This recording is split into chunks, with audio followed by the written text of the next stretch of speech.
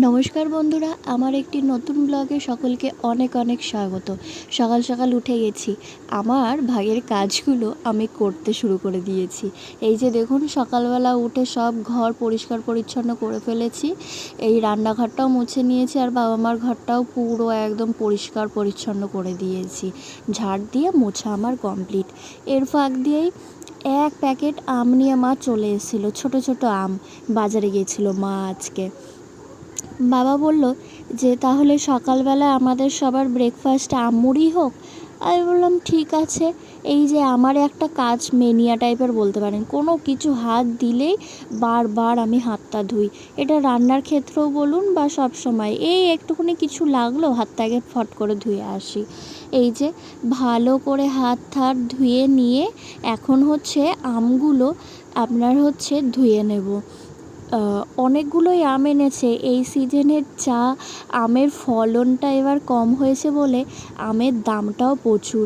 ওই যে মামা বাড়ির থেকে কতগুলো আম নিয়ে এসেছিলাম না, এতদিন ধরে সেই আমগুলোই খাচ্ছিলাম।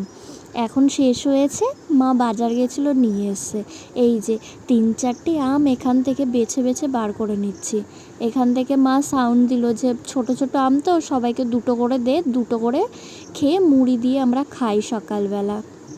দেখুন, এবার আমগুলো সব বাটির মধ্যে তুলে নিচ্ছি। এবার বেসিনে নিয়ে যাব, বেসিনে গিয়ে আমগুলো ভালো মতো ধুয়ে নেব। ও কাল তো বৃষ্টি হয়েছিল, তাই আজকে সকাল থেকে ওয়েদারটা খুব ঠান্ডা ঠান্ডা আছে, গরমটা সেরকম গায়ে লাগছে না। এরকম থাকলেই হয়, কিন্তু কদিন থাকবে কে জানে। আবহাওয়া দপ্তরের তো আর কোনো কিছু ঠিক ঠিকানা নেই। কবে থেকে সেই বলছিল যে বৃষ্টি হবে হবে, বৃষ্টির নামই নেই। যাই হোক, এখন বৃষ্টি হয়েছে, আবহাওয়া ঠান্ডা। এই যে বাবাকে দিয়ে দিলাম সকালের ব্রেকফাস্ট, আম মুড়ি। আর এদিক থেকে দুপুরবেলা দেখছি দাদা লস্যি করছে। দৌড়ে বললো যে বউ নাই, আমি লস্যি করছি, একটুখানি ভিডিওটা কর। সব সময় তো মা করে, মার ভিডিও করিস। আমি বললাম দাঁড়া, তুই লস্যি করবি সেইটার আর ভিডিও তুলবো না, তোর লস্যি তো আলাদা টেস্ট হবে।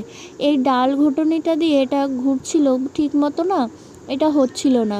দাদা বলছিল দাঁড়া একটু ভালো করে, এটা হচ্ছে কফির জন্য ব্লেন্ডারটা, সেইটা দিয়ে ও গুলছে। হয়েছিল, খারাপ হয়নি, ঘোলটা খুব টেস্টি হয়েছিল। কিন্তু আর কিছু মশলা থাকলে যে আর কি দেয়, ওরকম আর একটু টেস্টটা উঠতো। যাই হোক, দাদা করেছে, খুবই ভালো হয়েছে। এবার চলে এসেছি দুপুরবেলা। ভাত, আর আজকে মা এনেছিল ঢেলা মাছ। এই যে মাছ ভাজা, কাতলা মাছের ডিমের ভরা, আর হচ্ছে এই যে ঢেলা মাছের তরকারি। এইটাই হচ্ছে আমাদের আজকে দুপুরের লাঞ্চ। আর লাস্টে ছিল আমড়ার চাটনি। এই খেয়ে চলে এসেছি একদম সন্ধেবেলা।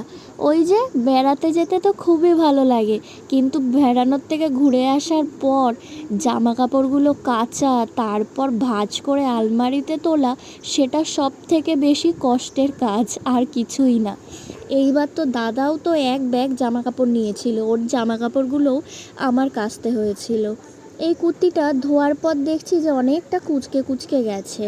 তারপর দেখছি যে এটার আয়রন করতে হবে। দাদাকে বললাম তোর জামা কাপড় আমি কেচে দিয়েছি, আমার জামাগুলো তুই আজকে এবার আয়রন করবি। দাদা ওদিক থেকে বলছে ঠিক আছে, করে দেবো। এই এই হলো আমার কাজ। এইগুলো এখন ভাঁজ করার পর আমি বসবো পড়তে। 26 তারিখ থেকে পরীক্ষা স্টার্ট আমাদের। পরীক্ষা একদম প্রায় সামনে চলে এসছে।